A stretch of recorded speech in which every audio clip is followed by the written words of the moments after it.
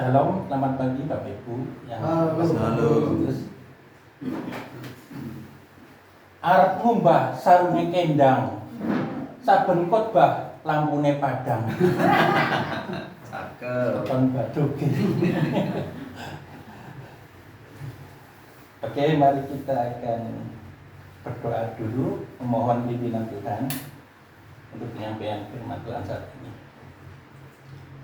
Bapa Surgawi yang kami kenal dengan nama Tuhan Yesus Kristus, kami bersyukur pada saat ini, pada pertengahan ibadah ini, kami ingin belajar kebenaran firman Tuhan. Dan bahwa firman Tuhan adalah firman yang sanggup merubah sikap karakter kehidupan kami ke arah yang seperti Tuhan kehendaki.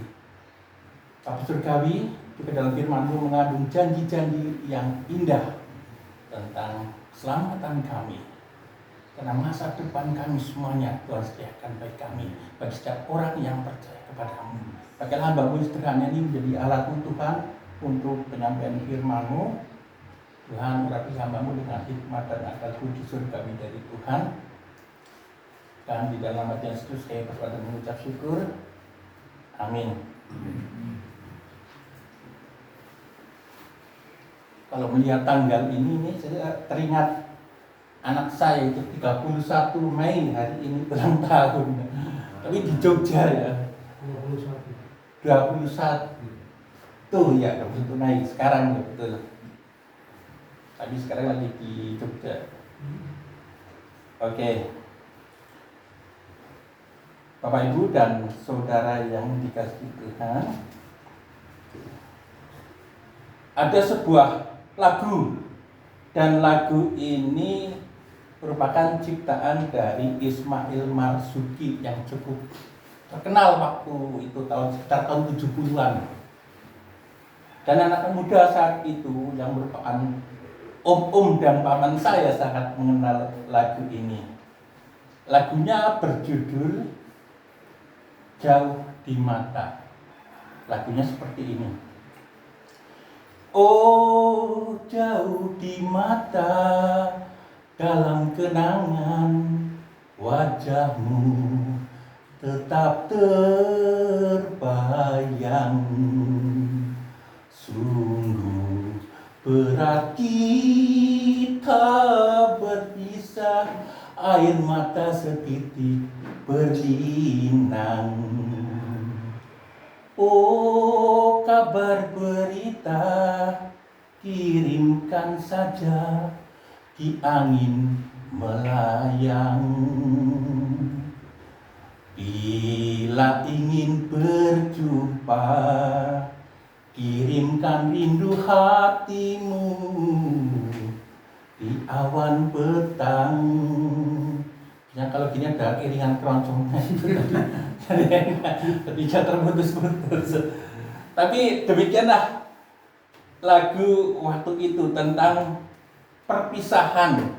Jadi perpisahan memang membawa kesedihan, membawa duka, membawa galau, membawa lara bagi orang yang sedang dirundung cinta. Jadi tentu ini menjadi sebuah kesedihan tersendiri. Tetapi tahukah Bapak Ibu dan saudara sekalian bahwa perpisahan tidak mesti menyedihkan, membuat galau atau bermakna lagu elegi, lagu yang penuh mengharu biru, tetapi juga bisa bermakna sukacita, bahkan sukacita yang besar. Mari kita akan membuka firman Tuhan di dalam Lukas pasal 24 ayat 50 sampai 53. Injil Lukas pasal 24 ayat 50 sampai 53. Karena kalau orang keseliru-seliru ya, Matius, Markus, Lukas, Yohanes, maksudnya kitab Lukas, kitab Markus, bukan Injil Markus. Karena ini terbagi di Injil Matius, Markus, Lukas, Yohanes. Itu ya. Sudah ketemu semua? Cuma 4 ayat saja. Lukas 24 ayat 50 sampai 53.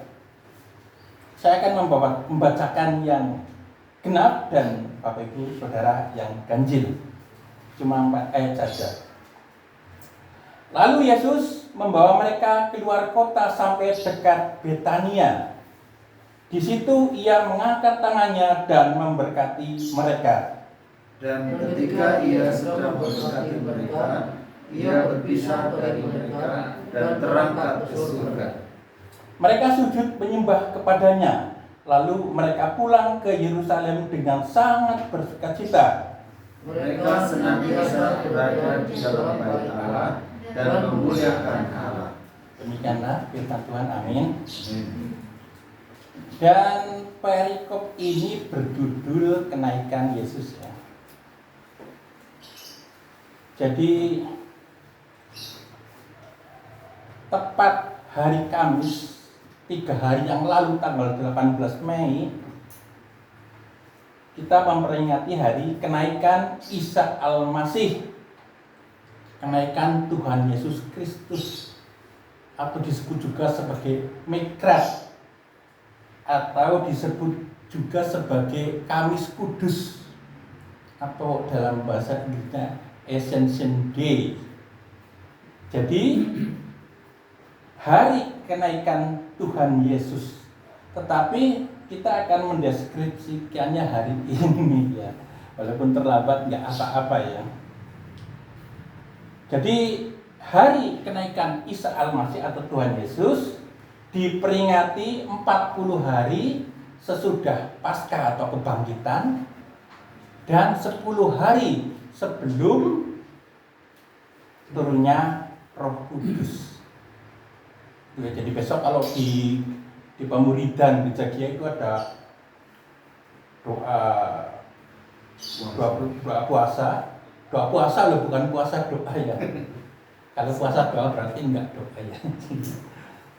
Itu besok ya. Jadi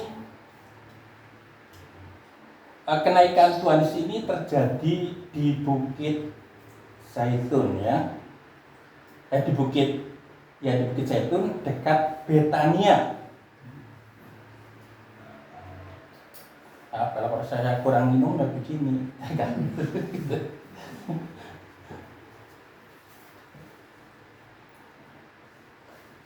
Kenaikan Tuhan Yesus ke surga ini menjadi momen penting secara khusus terhadap murid-murid Yesus. Dan secara umum orang percaya di seluruh dunia. Jadi kenaikan Tuhan Yesus memberikan bukti kepada kita bahwa Yesus adalah Tuhan, Juru Selamat, dan Mesias. Jadi waktu kenaikan Tuhan Yesus ke surga itu dia sudah menuntaskan pekerjaan pelayanannya di dunia. Nah, sampai kenaikan Tuhan Yesus ke surga, murid-murid sudah bisa memberikan kesimpulan bahwa Yesus itu adalah Tuhan dan tempat tinggalnya di surga. Jadi pengiringan murid-murid terhadap Yesus 3,5 tahun di bumi itu memberikan banyak pelajaran dan kesimpulan dari hari ke hari bahwa Yesus adalah Tuhan. Bapak Ibu dan saudara yang dikasihi Tuhan, pengiringan murid-murid pada Tuhan Yesus itu menunjukkan bahwa sesungguhnya Yesus adalah Tuhan. Yesus berkuasa atas sakit penyakit dan itu fakta. Itu menunjukkan bahwa dia adalah Tuhan. Juga Yesus berkuasa atas masalah. Itu juga fakta.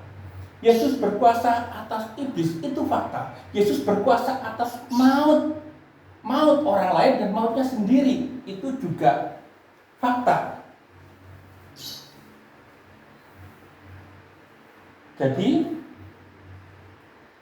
Yesus adalah Tuhan Bahkan puncaknya ketika dia bangkit dari kematian, kemudian naik ke surga dengan cara melayang ke surga, melawan gravitasi, melawan hukum alam, itu dia adalah Tuhan.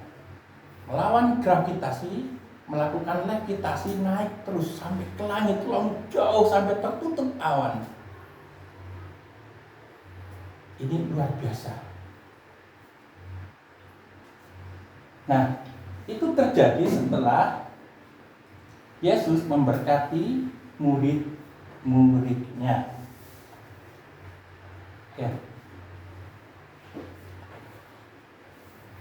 Nah, kenaikan Tuhan Yesus ke surga membuktikan bahwa surga itu ada dan tepatnya itu di atas. Makanya kalau di dalam bahasa Inggris disebutnya surga sebagai heaven, awan-awan, atau the sky, angkasa. Jadi memang surga tempatnya di atas, tetapi juga surga disebutkan sebagai paradise. Tetapi kalau paradise itu menunjukkan surga di bumi. Hanya julukan saja, misalnya Bali itu surga di bumi, paradise. Tetapi surga ini betul-betul ada. Ini menunjukkan bahwa Yesus adalah warga surga, bahkan empunya kerajaan surga. Jadi Yesus sangat mengerti, sangat tahu kondisi situasi surga karena dia yang memiliki surga. Ketika di surga dia berada di sebelah kanan Allah. Dia tahu persis situasi surga. Di surga ada penyembahan raja-raja, ada malaikat yang juga menyembah Yesus. Lalu di surga juga ada terang. Terang itu bukan dari matahari karena tidak dibutuhkan matahari. Terang itu dari terang Tuhan. Bahkan jalan-jalan emas, permata seperti permata jaspis, permata nilam, zamrud, sardis, cempaka itu digunakan untuk menghiasi tembok-tembok surga. Tuhan Yesus sangat tahu persis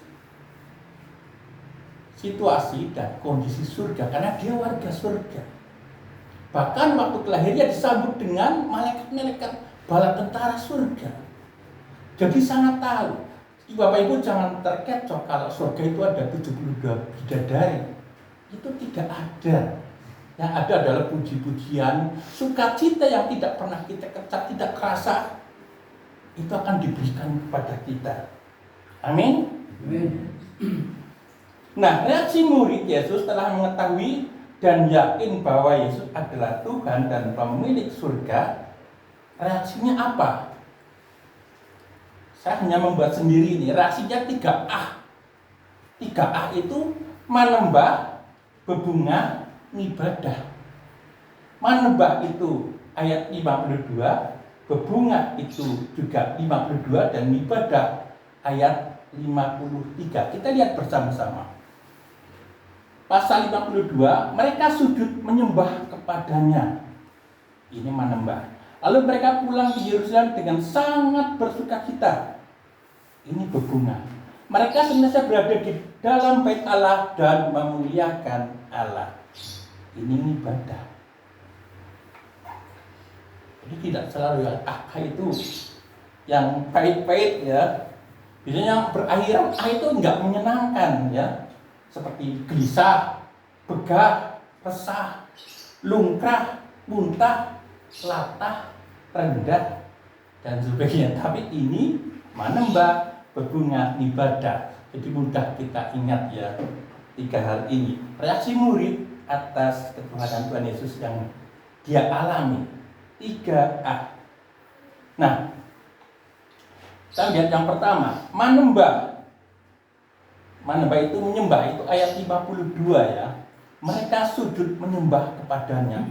Jadi murid-murid langsung terjatuh sujud menyembah kepada Yesus. Ya. Menyembah ini kalau dalam bahasa Inggris disebut sebagai worship. Sedangkan kalau Latin Vulgata disebut sebagai adorantes. Adorantes juga artinya menyembah dan mengagumi. Makanya kalau bahasa Inggris ada kata adore, adoration. Itu artinya menyembah, memuja, tapi dengan cinta. Kalau menyembah pasti disertai dengan cinta terhadap yang disembah, apapun itu.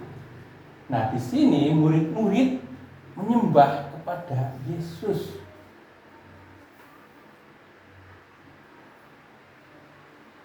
Menyembah itu dalam posisi berlutut. Berlutut juga disebut bertelut, bersujud.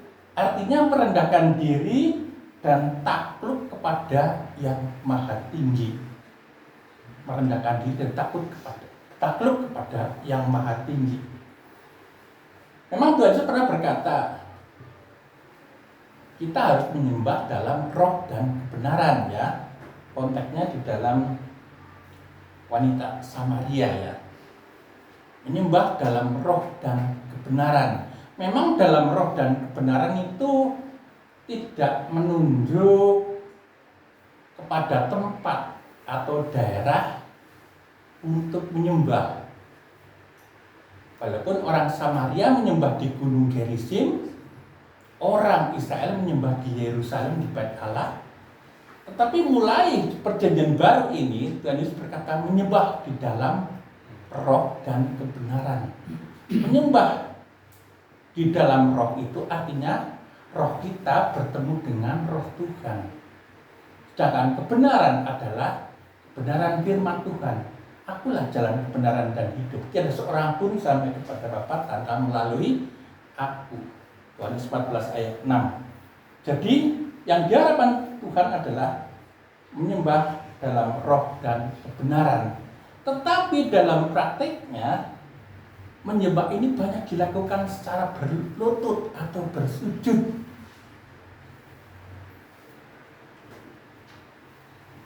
Nah, sebagai contoh, 3 orang Majus menyembah bayi Yesus. Karena dia tahu pasti bahwa yang disembah itu adalah Tuhan. Kemudian orang sakit kusta juga menyembah Yesus. Menyembah ini ingin ada pengharapan atau bernada permohonan agar Tuhan berkenan untuk menyembuhkan. Kemudian Petrus mendoakan Dorcas. Dorcas sudah mati seorang janda, didoakan agar hidup. Apakah Petrus pernah mendoakan orang mati jadi bangkit? Pernah atau enggak? Sebetulnya belum pernah. Tetapi dia dengan iman mendoakan Dorcas dengan cara berlutut. Dia mungkin hanya menggunakan naluri, saya harus berlutut merendahkan serendah-rendahnya di hadapan kaki Yesus untuk menghidupkan Dorcas atau Tabita ini. Didoakan, nyatanya bangkit, hidup lagi. Itu karena berlutut dulu, menyembah dulu. Juga Tuhan Yesus menyembuhkan orang sakit kusta juga. Setelah orang sakit kusta itu menyembah. Jadi mungkin ini sebuah kiat, ya. Bisa juga kita melakukan kiat berdoa dengan menyembah. Kalau Hizkia berdoa dengan menangis, ya, yang sudah saya uraikan bulan lalu, menangis itu juga permohonan kepada Tuhan. Dan air mata tiap orang itu ditampung di dalam Tuhan. Siapa yang menabur dengan tangisan akan menuai dengan sorak-sorai. Kirbat itu kirbatnya Tuhan. Kirbat itu adalah kantong dari kulit yang bisa merubah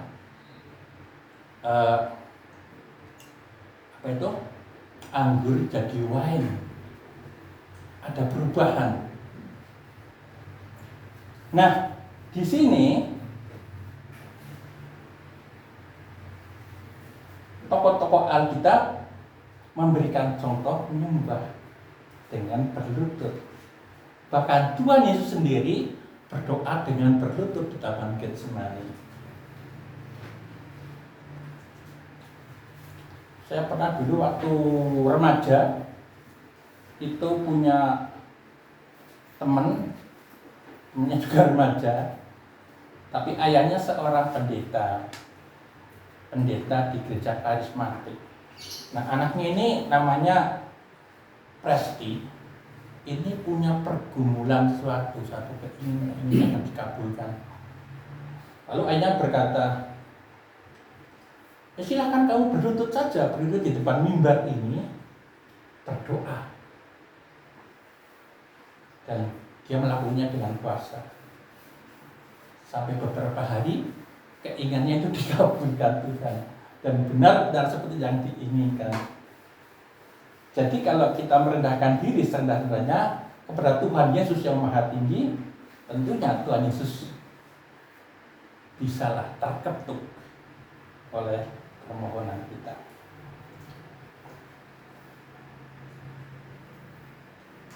Nah, Bapak Ibu, saya ingin bertanya, apakah Bapak Ibu dan Saudara di rumah ada bantal doa?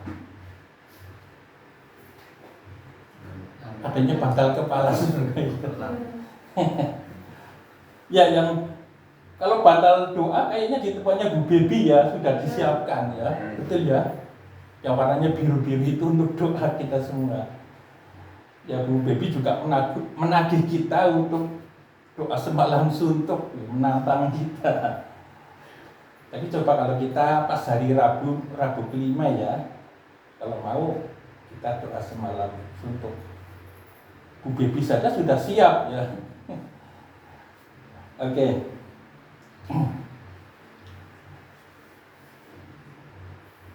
Nah, yang namanya penyembahan disebut sebagai worship.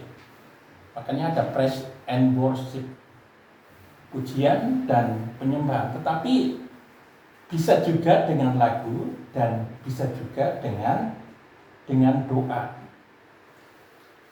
Kalau kita ingin menyembah, gunakan kata-kata pujian kepada Tuhan seperti haleluya, seperti tadi apa? Glory ya. Lagunya Glory tadi, terus lagu mulia. Itu juga kalimat kata-kata pujian. Lalu juga bisa pakai El Shaddai, Jehovah Rafa, Glory, Hosana, Jehovah Jireh dan sebagainya.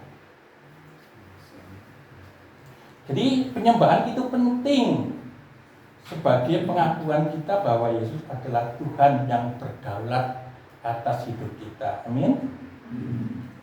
Kedua, reaksi positif murid Yesus atas ketuhanan Yesus adalah berbungah atau bersuka cita. Kita melihat di ayat 52. Mereka menyembah padanya, lalu mereka pulang ke Yerusalem dengan sangat bersuka cita. Tidak cuma kata bersuka cita, tapi ditambahi kata sangat. Jadi ini superlatif ya tingkatannya ya. Kalau ada degrees of comparison, perbandingan kata-kata itu, ini termasuk superlatif ya, yang sangat-sangat itu. Sangat bersuka cita, enggak? Seperti apa ya? Betapa sukacitanya ketika melihat Yesus naik ke surga, dia sebagai Tuhan dan menjanjikan Roh Kudus yang akan datang. Ini sukacitanya luar biasa. Lebih sukacita daripada orang dapat nomor toga ya. Ini sangat bersukacita.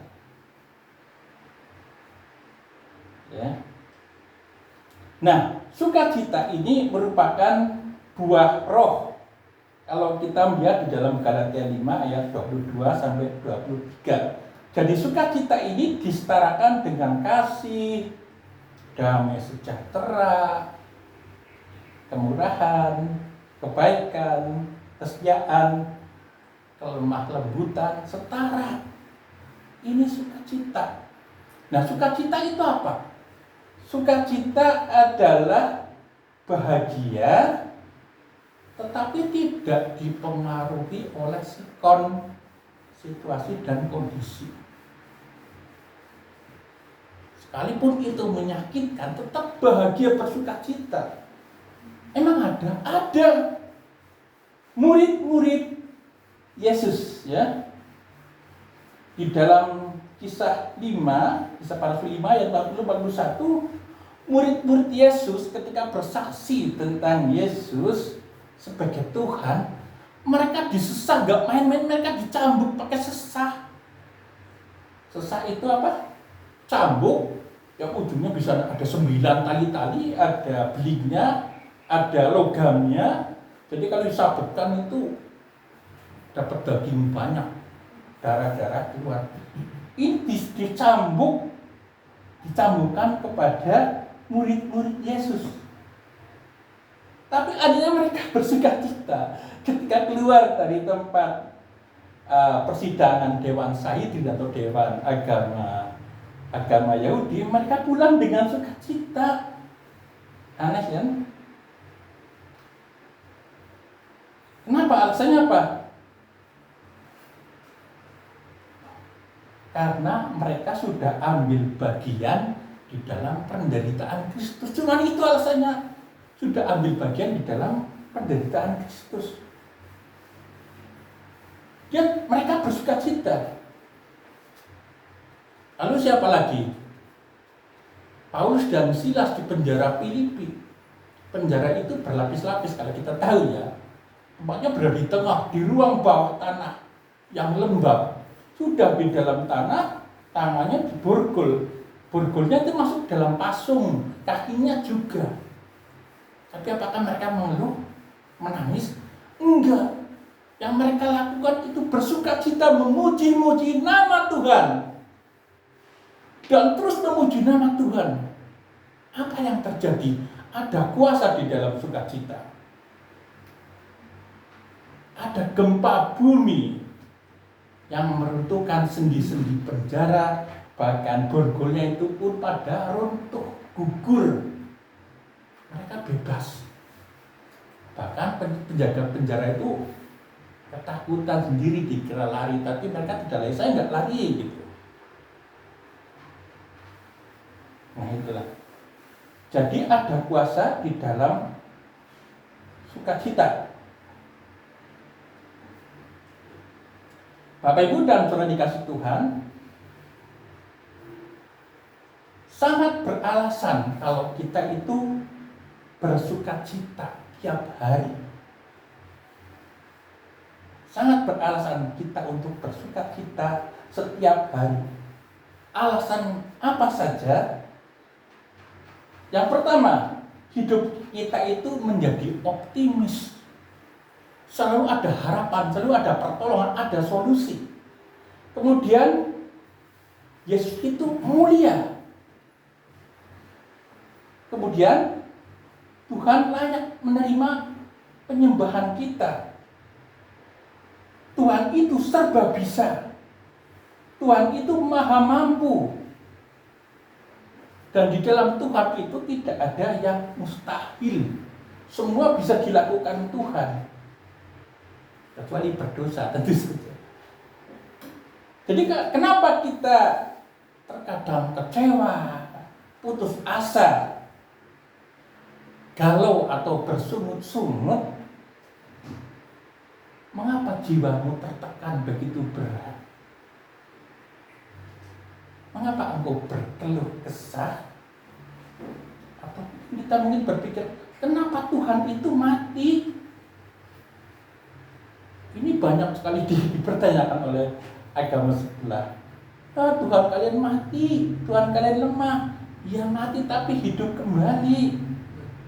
Bahkan akan menyelamatkan Anda. Saya sering gitu. Adu argumen di Facebook itu. Jadi Tuhan Yesus tidak mati, dia hidup selamanya. Artinya ada harapan, ada hari esok, ada damai sejahtera, ada hari depan yang penuh harapan. Amin. Nah, yang ketiga adalah ibadah. Itu ayat 53. Mereka senantiasa berada di dalam bait Allah dan memuliakan Allah. Memuliakan Allah, lalu ada kata bait Allah, artinya beribadah. Jadi kalau kita konversi, bait Allah itu ya gereja ya. Jadi setelah bertemu setelah kenaikan Tuhan Yesus ke surga, murid-murid lebih bersuka, lebih senang berada di bait Allah untuk memuliakan Allah. Ini menjadi gaya hidup atau lifestyle bagi murid-murid Yesus. Kemudian mereka sangat senang di gereja. Bagaimana dengan Bapak Ibu sekalian? Apakah juga senang di gereja? Senang, menyanding, menyanding tiap hari ke gereja. Ya itulah ya. Jadi kita perlu terus bersekutu di gereja. Jadi beribadah di gereja itu penting karena satu, agar bisa mendengar firman Tuhan. Ya. Bisa saja kita membaca Alkitab, tapi kadang-kala ada yang sulit ya. Kalau Bapak Ibu membaca Wahyu itu butuh penafsiran lagi, tidak mudah cerna. Bahkan yang lain juga termasuk di Yeskiel yang sedang saya baca itu. Kitab Yeskiel tentang perang-perang, lalu kata-katanya begitu puitis sekali.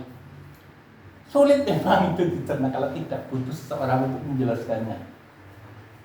Kedua, agar bisa berpartisipasi dan dalam persekutuan ibadah bersama.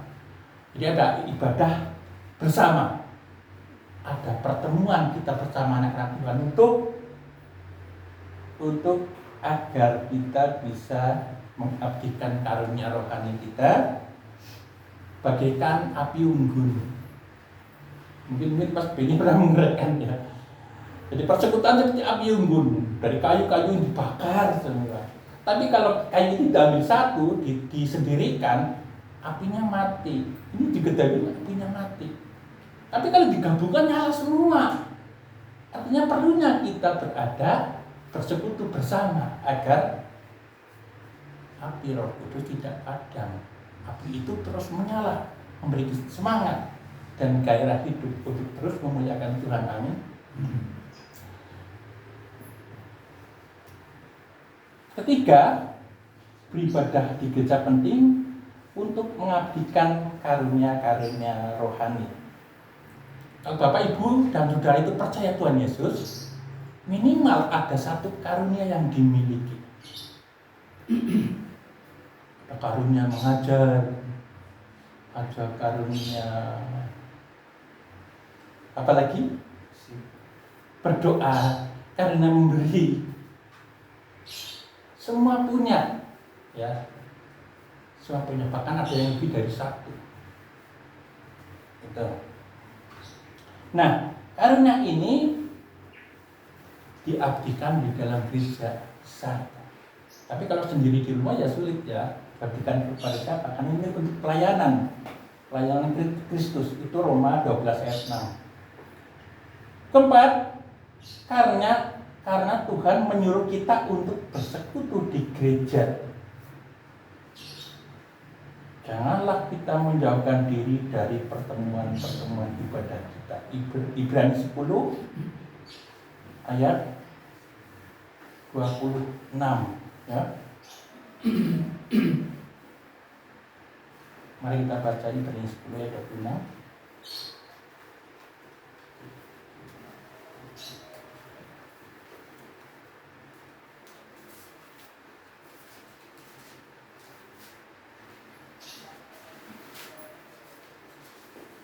Sebab 26 ya, 10 26 betul ya?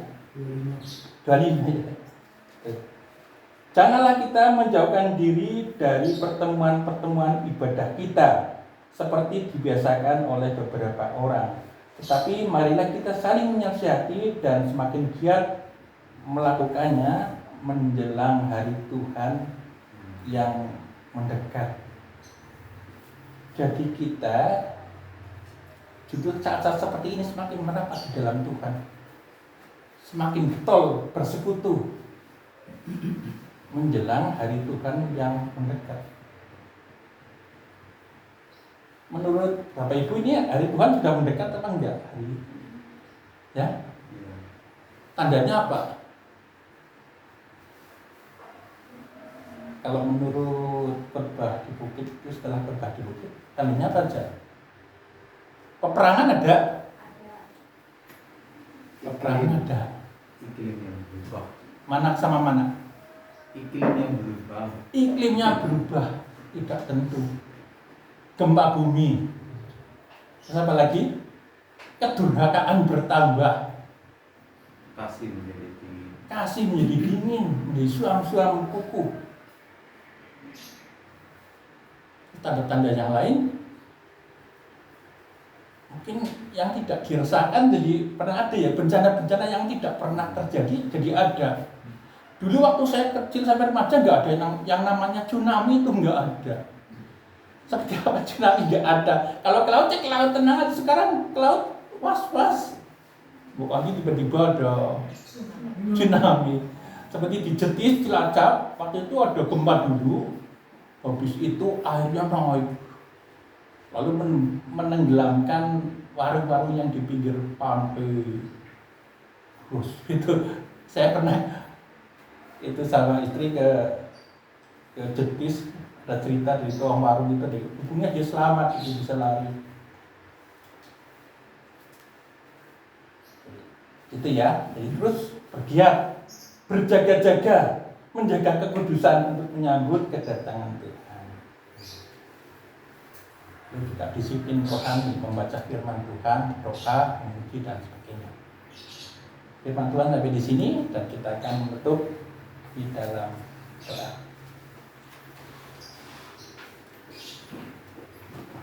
Bapa Surgawi yang kami kenal dengan nama Tuhan Kristus, kami bersyukur Tuhan saat ini kami boleh belajar akan kebenaran firman-Mu.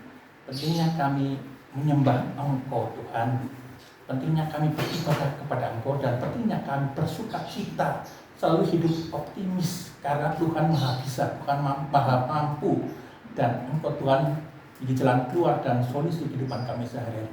Terima kasih Tuhan, ya firman ini menjadi rema bagi setiap jemaat-Mu semua di sini tanpa terkecuali.